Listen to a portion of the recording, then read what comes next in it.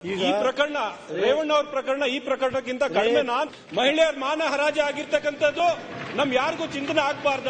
ಅಧ್ಯಕ್ಷರೇ, ಹಣ ಹೋಗಿದೆ, ಹಣ ಬರುತ್ತೆ, ಮಾನ ಬರುತ್ತಾ? ಆಯ್ತು ಇರ್ರಿ, ನನಗೆ ಗೊತ್ತಿದೆ ನಿಮ್ ಬಂಡವಾಳ ಏನು ಅಂತ. ಅಲ್ರಿ ಇರ್ರಿ, ನಾನು ಮಾತಾಡ್ತೀನಿ. ಏನ್ ವಾಲ್ಮೀಕಿ ರಾಮಾಯಣ ಓದಕ್ ಕೂತಿಸ್ಕೊಂಡಿದ್ರೆ ಅವ್ರನ್ನ? ಈ SIT ಅವ್ರು ಏನ್ ಮಾಡ್ತಾ ಇದ್ದಾರೆ? SIT ಅಂತಂದ್ರೆ ಸ್ಪೆಷಲ್ ಇನ್ವೆಸ್ಟಿಗೇಟಿಂಗ್ ಟೀಮ್, SSIT ಅಂತಂದ್ರೆ ಸಿದ್ದರಾಮಯ್ಯ ಶಿವಕುಮಾರ್ ಇನ್ವೆಸ್ಟಿಗೇಷನ್ ಟೀಮ್. ಈಗ CBI ಬಂದ್ರೆ ನಮ್ಗೆ 2 ವರ್ಷ ಜೈಲು, ನಮ್ಮವರು ಬಂದ್ರೆ ಬಿಡುಗಡೆ. ರೇವಣ್ಣ ಅವರು ಓಡ್ತಾರೆ, ಏನು ಕೋರ್ಟ್ ಕಡೆ ಓಡಿ ಓಡಿ ಹೋಗ್ತಾರೆ, ಬೇಲ್ ಬೇಲ್ ಬೇಲ್ ಬೇಲ್ ಅಂತಾರೆ, ನೋ ಬೇಲ್. ಸನ್ಮಾನ್ಯ ಅಧ್ಯಕ್ಷರೇ, ಇದು SIT. ಯಾವುದು? ವಾಲ್ಮೀಕಿ ಹಗರಣದ್ದು ಕೂಡ SIT. ವಾಲ್ಮೀಕಿ ಹಗರಣದ್ದು ಕೂಡ SIT. ರೇವಣ್ಣ ಅವ್ರ ಕೇಸ್ಗೂ SIT. ಆಮೇಲೆ ಭವಾನಿ ರೇವಣ್ಣ ಅವ್ರಿಗೂ SIT. ನಮ್ಮ MLA ಇದಾರಲ್ಲ, ನಮ್ಮ ಹಾಸನ MLA ಪ್ರೀತಮ್ ex-MLA, ಅವರು SITನೇ. ಆ SIT ಅಂದ್ರೆ ಆ SIT ಎಷ್ಟು ಸ್ಟ್ರಾಂಗ್ ಅಂತ ಹೇಳ್ತೀನಿ. ಸ್ಟ್ರಾಂಗ್ ಅದು 2 ದಿನಕ್ಕೆ ರೇವಣ್ಣನ ಮನೆ ಬೆಂಗಳೂರಲ್ಲಿ ಬಂದು 20 ಜನ ಪೊಲೀಸರು ಕಾಯ್ತಾ ಇದ್ರು. ಹೊಳೆ ನರಸೀಪುರದಲ್ಲಿ 20 ಜನ, ಹಾಸನದಲ್ಲಿ 20 ಜನ. ಆಗಿದ್ದು 2 ದಿನಕ್ಕೆ ಎತ್ಕೊಂಡೋಗಿ ಆಮೇಲೆ ಬಿಡಿ ಒಳಗೆ ಹಾಕಿದ್ರು, ಅದಾಯ್ತು. ಭವಾನಿ ರೇವಣ್ಣದು ಅದು ಅಷ್ಟೇ, ಇಮಿಡಿಯೇಟ್ ಆಗಿ ಬಂದು ಅವನನ್ನು ಕೂಡ ಅರೆಸ್ಟ್ ಮಾಡಕ್ ಹೋದ್ರು, ಬೇಲ್ ತಗೊಂಡ್ರು, ಅದು ಸುಪ್ರೀಂ ಕೋರ್ಟ್ ಎತ್ತಿಡ್ದಿದೆ. ನಮ್ ಪ್ರೀತಮ್ ಗೌಡ SIT, ಅವನಿಗೂ ನೋಟಿಸು, ಅವನು ಆಮೇಲೆ ಬೇಲ್ ತಗೊಂಡ. ನಾನು ಇಲ್ಲಿ ಒಂದು ಪಾಯಿಂಟ್ ಅರ್ಥ ಮಾಡ್ಕೊಳ್ಳಿ, ಇವರೆಲ್ಲರೂ ಕೂಡ SIT ನೋಟಿಸ್ ಕೊಟ್ಟ ತಕ್ಷಣನೇ ಎಲ್ಲ ಭಯಭೀತರಾಗಿ ಕೋರ್ಟ್ ಹತ್ರ ಹೋಗಿ ಕದ ತಟ್ಟಿದ್ರು. ನ್ಯಾಯ ಕೊಡಿ ಅಂತ ಕೋರ್ಟ್ ಹತ್ರ ಕದ ತಟ್ಟಿದ್ರು. ಅಂದ್ರೆ ಅರೆಸ್ಟ್ ಮಾಡ್ಬಿಡ್ತಾರೆ, ನಮ್ಮನ್ನು ಒಳಕಾಕ್ಬಿಡ್ತಾರೆ, ಭಯ, ಫಿಯರ್. ಆದ್ರೆ ಇವರಿಬ್ಬರಿಗೆ ಯಾವ ಫಿಯರ್ ಇಲ್ಲಲ್ಲ. 30 ದಿನ ಆದ್ರೂ ಈ SIT ಅವ್ರು ಏನ್ ಮಾಡ್ತಾ ಇದ್ದಾರೆ? ಇಲ್ಲಿ ಎರಡಿದೆ, ಒಂದು SIT ಇದೆ, ಒಂದು SSIT ಇದೆ. SIT ಅಂತಂದ್ರೆ ಸ್ಪೆಷಲ್ ಇನ್ವೆಸ್ಟಿಗೇಟಿಂಗ್ ಟೀಮ್, SSIT ಅಂತಂದ್ರೆ ಸಿದ್ದರಾಮಯ್ಯ ಶಿವಕುಮಾರ್ ಇನ್ವೆಸ್ಟಿಗೇಷನ್ ಟೀಮ್. ಈಗ ಮತ್ತೆ ಮುಂದುವರಿಸಿ. SSIT ಇದು ಭಯ ಯಾರಿಗಿದೆ?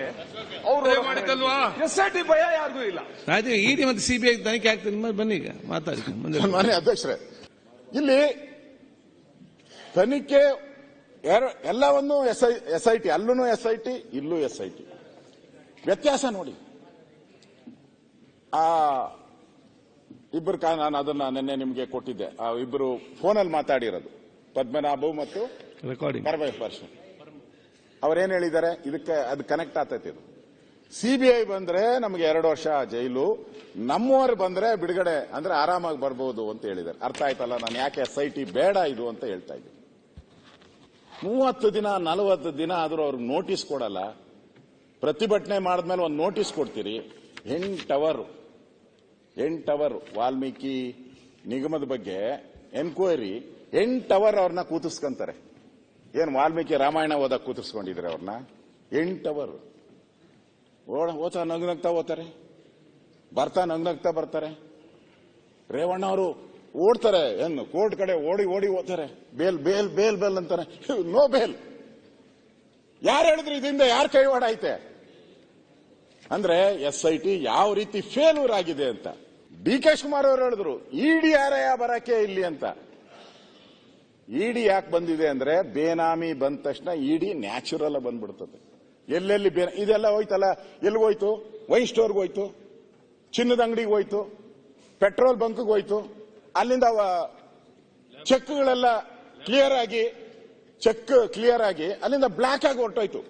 ಎಲ್ಲಿಗೆ? ಬಳ್ಳಾರಿಗೆ ಹೋಯ್ತು ಅಂತ ಇವಾಗ ಕೋರ್ಟಲ್ಲಿ ಹಾಕಿದ್ದಾರೆ ED ಅವರು. ಬಳ್ಳಾರಿ ಕಡೆ ಹೋಯ್ತು ಅಂತ ಅಲ್ಲಿಗೆ ಬಂತಲ್ಲ. ಅಲ್ಲಿಗೆ ಬೇನಾಮಿ ಬಂದ ತಕ್ಷಣ ನ್ಯಾಚುರಲ್ ಆಗಿ ED ಬಂದೇ ಬರ್ತಾರೆ ಅವರು. ನಾವು ಬೇಕು ಅಂದ್ರು ಬೇಡ ಅಂತ ಬರ್ತಾರೆ. ಆದ್ರೆ ಇದು SIT ನೀವು ನೇಮಕ ಮಾಡಿರೋದು SIT. ಈಗಾಗಲೇ CBIನವರು ನ್ಯಾಚುರಲ್ ಆಗಿ ಕೇಸನ್ನ ಫೈಲ್ ಮಾಡಿದ್ದಾರೆ, ಆಗ್ಬಿಟ್ಟಿದೆ ಈಗ ಆಲ್ರೆಡಿ. ಅವ್ರು ಮಾಡ್ತಾ ಇದ್ದಾರೆ ತನಿಖೆ. ನಿಮ್ SIT ಏನ್ ಮಾಡ್ತೈತೆ ಇಲ್ಲಿ? ಅಂದ್ರೆ ನೀವು ತಾರತಮ್ಯ ಮಾಡಿದ್ದೀರಾ ಅಂತ ಈಗಾಗಲೇ ನಾನು ಹೇಳಿದ್ದೀನಿ. ತಾರತಮ್ಯ ಮಾಡ್ತಾ ಇದ್ದೀರಾ ಅಂತ ಹೇಳಿದ್ದೀನಿ ನಾನು ಈಗಾಗಲೇ. ಆದ್ರಿಂದ ಕಾನೂನಾತ್ಮಕವಾಗಿ ಇವತ್ತು ಸಿಬಿಐ ಮತ್ತು ಇಡಿ ಕಾನೂನಾತ್ಮಕವಾಗಿ ಬಂದು ಅವ್ರಿಗೆ ನ್ಯಾಚುರಲ್ ಆಗಿ ಕಾನೂನು ಪ್ರಕಾರ ಇರುವಂತ ಅಧಿಕಾರವನ್ನ ಬಳಸಿ ಅವ್ರು ಬಂದಿದ್ದಾರೆ. ಇವರು SITನ ಇದನ್ನ ಮುಚ್ಚಾಕಕ್ ಮಾಡಿದಾರ? ಹಾಗಾದ್ರೆ ರೇವಣ್ಣ ಅವ್ರಿಗೊಂದು ಕಾನೂನು, ಬೇರೆಯವ್ರಿಗೊಂದು ಕಾನೂನು. ಸರ್, ಈ ಪ್ರಕರಣ ರೇವಣ್ಣ ಅವ್ರ ಪ್ರಕರಣ ಈ ಪ್ರಕರಣಕ್ಕಿಂತ ಕಡಿಮೆನಾ ಅಂತ ನಿಮ್ಮ ಪ್ರಕಾರ? ರೇವಣ್ಣ ಅವ್ರ ಪ್ರಕರಣ ಈ ಪ್ರಕರಣದಿಂದ ಕಡಿಮೆನಾ ಅಂತ ನೀವು ಪದೇ ಪದೇ ತುಲನೆ ಮಾಡ್ತಾ ಇದ್ದೀರಿ. ಹಾಗಾದ್ರೆ ರೇವಣ್ಣ ಅವ್ರ ಪ್ರಕರಣ ಈ ಪ್ರಕರಣದಿಂದ ಕಡಿಮೆನಾ? ಮಹಿಳೆಯರ ಮಾನ ಹರಾಜು ಆಗಿರ್ತಕ್ಕಂಥದ್ದು ನಮ್ ಯಾರಿಗೂ ಚಿಂತನೆ ಆಗ್ಬಾರ್ದ? ಕಾನೂನು ಅದರ ಪರವಾಗಿ ಕೆಲಸ ಮಾಡಬಾರ್ದ? SIT ಕೆಲಸ ಮಾಡಬಾರ್ದ? ಅಂದ್ರೆ ಮಹಿಳೆಯರ ಮಾನ ಏನು? ಮಹಿಳೆಯರ ಮಾನ ಬಗ್ಗೆ ಯಾರು ಅಲ್ಲ, ನೀವು ಪದೇ ಪದೇ ಹೇಳ್ತಾ ಇದ್ದೀರಿ ರೇವಣ್ಣ ಅವ್ರಿಗೆ ಒಂದ್ ಕಾನೂನು, ಇಲ್ಲಿಗೆ ಒಂದ್ ಕಾನೂನು ಅಂದ್ರೆ. ಆದ್ರೆ ರೇವಣ್ಣ ಅವ್ರ ಪ್ರಕರಣ ಈ ಪ್ರಕರಣಕ್ಕಿಂತ ಕಡಿಮೆ. ರೇವಣ್ಣ ಅವ್ರ ಪ್ರಕರಣ ಬಹಳ ಸೀರಿಯಸ್ ಆಗಿ ಏನಿಲ್ಲ. ನೂರಾರು ಮಹಿಳೆಯರ ಜೊತೆ ಏನ್ ಆಗಿದೆಯಲ್ಲ ಅದು ಯಾರು ಕೂಡ ಸೀರಿಯಸ್ ಆಗಿ ತಗೋಬಾರ್ದು ಅಂತ ಬಯಸ್ತಾ ಇದ್ದೀರಾ?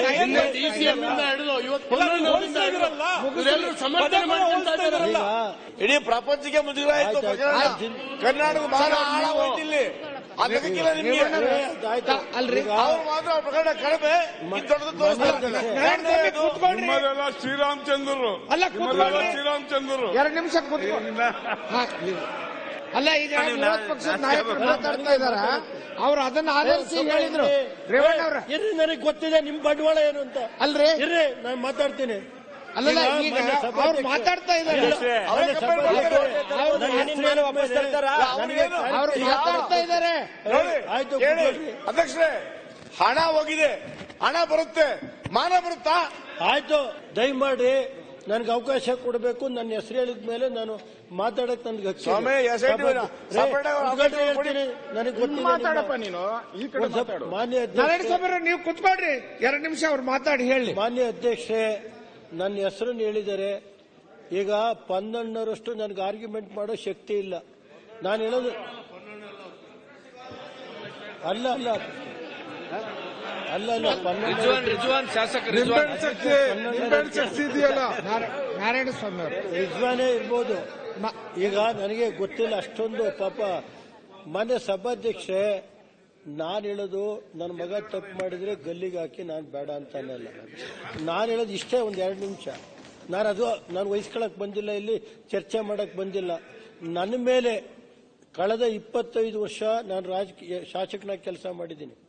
40 ವರ್ಷ ರಾಜಕೀಯ ಜೀವನದಲ್ಲಿದ್ದೀನಿ. ಮಾನ್ಯ ಸಭಾಧ್ಯಕ್ಷರೇ, ನನ್ನ ಮೇಲೆ ಯಾರೋ ಹೆಣ್ಮಗುರು ಕರ್ಕೊಂಬಂದು DG ಆಫೀಸ್ನಲ್ಲಿ DG ಬರೆಸ್ಕತಾನೆ ಕಂಪ್ಲೇಂಟ್ ಅಂದ್ರೆ ಅವ್ನು DG ಆಗಕ್ ನಾಲಾಯಕೇನ್ರಿ? ಅನ್ಫಿಟ್ DG ಇಲ್ಲಿ ಯಾಕೆ ಕೊಡ್ತಾರೆ?